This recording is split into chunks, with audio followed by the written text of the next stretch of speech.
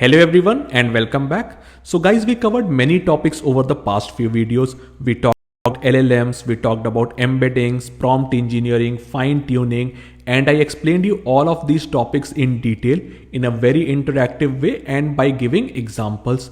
So now just put all of that into a single view so that you are clear and you understand the whole bigger picture. Let's take a look at this video.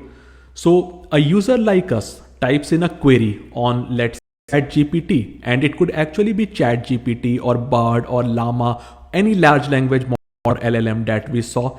And what these LLMs are, these are powerful generative AI models and they excel in generating text, and you will get output, meaning your result. Now, if we go deep into this large language model, the brain behind them is what is called as the neural network, more precisely the transformers in this case.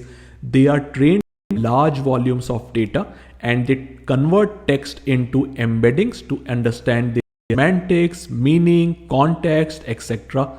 Now, how can we improve further on these models? How we can get better results? We can do two things. We can do something called as prompt engineering, which is simply a way of framing our questions better. We expand on them, we explain the background details, so there is more understanding of our question. It gives us more pointed answer. The second thing we can do is we can train our foundation model using domain or use case specific data set, and that's called as fine tuning. So this really is a summary of entire cycle of things, and these are universal concept. It's not like they hold true only for ChatGPT. LLM in the world will follow all these concepts, and that's why we talked about them much in depth in the past videos.